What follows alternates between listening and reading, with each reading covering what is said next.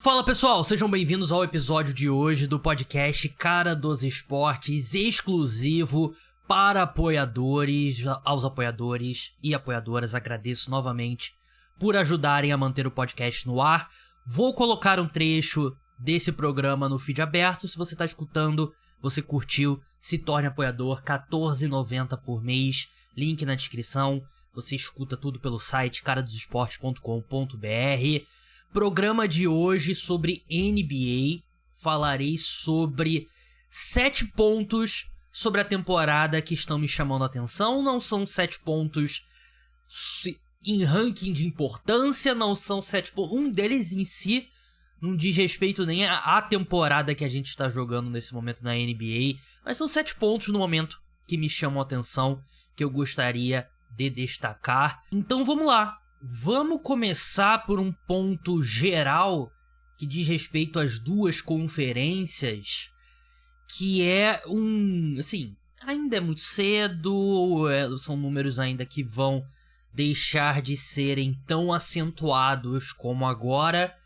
Não chama atenção se eu te falar aqui que a Conferência Oeste é mais forte que a Conferência Leste, né? A Conferência Leste do Celtics, Milwaukee Bucks, New York Knicks e tal, Conferência Oeste, Golden State Warriors, Phoenix Suns, Los Angeles Lakers e tal.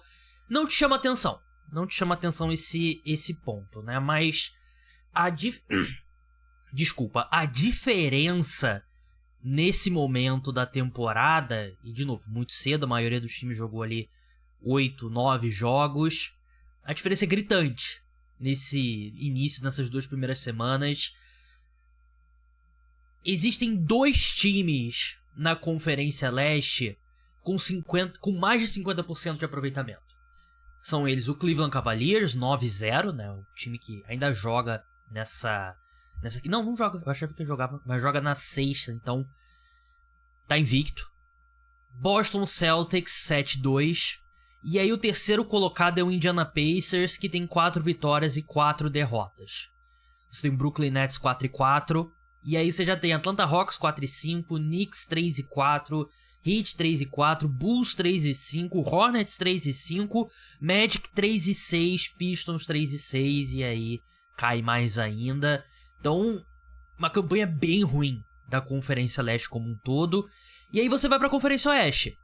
Conferência Oeste você tem 3 times 7-1, você tem 8 times com mais de 50% de aproveitamento. 2 no leste, 8 no oeste. O Suns lidera com 7-1.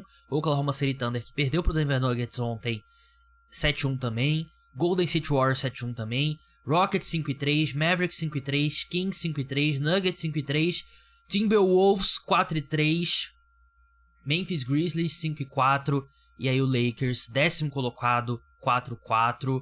Ou seja, dependendo dos critérios de desempate, os Lakers, que são 10º colocado com 4-4, poderiam ser terceiros colocados na Conferência Leste, né? E a gente esperava essa diferença não tão grande. Esperava uma diferença, mas não tão grande. Diz mais sobre pouco jogo ainda, não diria uma aberração, né? Mas ser uma curiosidade estatística. Mas também vai ser isso, né? Eu imagino que quando eu termine a temporada, a gente vai ter, sei lá, o seed 10, 9, 8 do Oeste com 45, 48 vitórias por aí, enquanto no Leste vai ter time de play-in com menos de 41 vitórias, que é a linha ali pra você ter 50% de aproveitamento, são 82 jogos, né? Então vai ter time de 40 vitórias e é possível esse 10º colocado ter 38, 39 vitórias, né? E isso diz sobre a profundidade do Oeste ser muito maior do que a do Leste. Até acredito que quando chegar lá na frente, o topo do Leste bate de frente com o topo do Oeste. Eu imagino que vai ser Boston Celtics, imagino que o Knicks vai se encontrar e vai estar lá, e o Cleveland Cavaliers, que tá no topo nesse momento. Diria que esses serão os 3 melhores times do Leste quando terminar a temporada. E no Oeste vai ser uma combinação ali, vai ser o Oklahoma City Thunder, e aí Phoenix Suns, Dallas Mavericks, Denver Nuggets, sabe, Houston Rockets, Golden State Warriors, mas... Então acho que 3x3 ali vai estar mais ou menos no mesmo nível. Mas aí você pega o restante do time dos playoffs, o Oeste supera em muito o Leste. De novo, não é um número necessariamente surpreendente, mas que não vai contra o esperado no início da temporada, mas ainda assim, o tamanho desse gap chama atenção sim.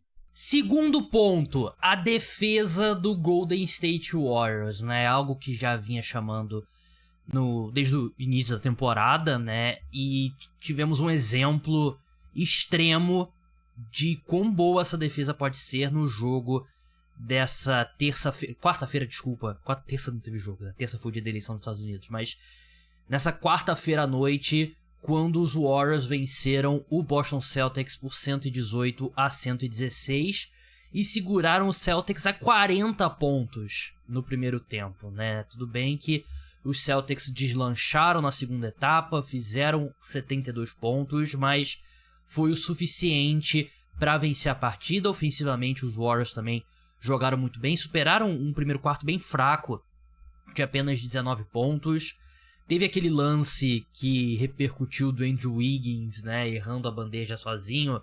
Mas o Wiggins, eu até tenho gostado do que eu tenho visto do Andrew Wiggins, né. E pode não ser Andrew Wiggins do ano do título, né, mas ele é um cara que tem contribuído para essa defesa, né. Ele que é um excelente defensor de perímetro, tem pontuado melhor do que na temporada passada, né. Voltou aí uma média de 15 pontos por jogo, tá arremessando bem de 3, então é uma evolução muito bem vista, mas essa defesa do Warriors que continua sendo ancorada, obviamente, pelo Draymond Green, que é um dos melhores defensores da história da NBA, tá na discussão ali lá no topo do topo do topo como o melhor defensor da história da NBA, e tudo funciona ao redor dele, né? Ele que é a liderança técnica e é a liderança ali de botar todo mundo no lugar certo, na hora certa, dentro de quadra.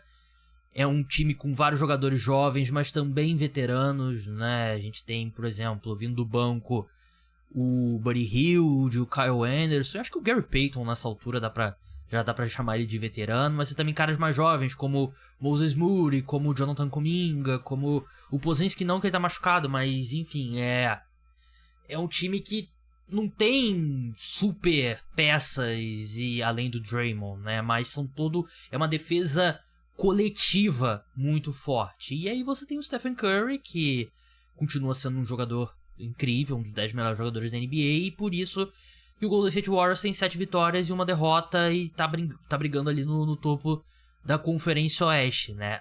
Eu vejo esse time mais como um time de temporada regular do que um time de playoffs. Eu não tinha expectativas boas para essa equipe e até agora tô errado. É um time bem profundo, né? Um time que a gente vê aqui foram 9 jogadores com pelo menos 18 minutos em quadra ontem, né? A gente tem o Gary Payton, Buddy Hield, Kyle Anderson e o Jonathan Kuminga, né? E ainda não tem nenhum o Pozinski que se machucou, o Moses Moody assumiu parte dos minutos dele, não vou dizer todos, ele é titular, mas jogou 13 minutos ontem.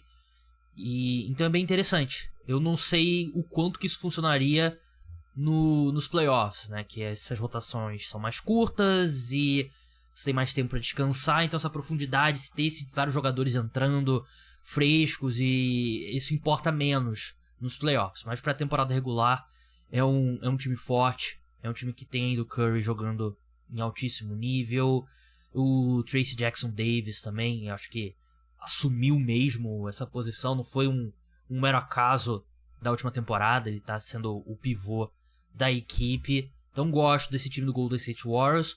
Uma ressalva precisa ser feita, né? Enfrentou o Boston Celtics sem o Jaylen Brown. Jaylen Brown machucado, uma lesão ali no quadril. Então não é um time completo, é um time que teve o Neemias Queta, né, o pivô português, como titular, o Horford na posição 4, aí Tatum, Holiday e Derek White. Claro, o Jaylen Brown foi o MVP das finais, pra mim o segundo melhor jogador da equipe.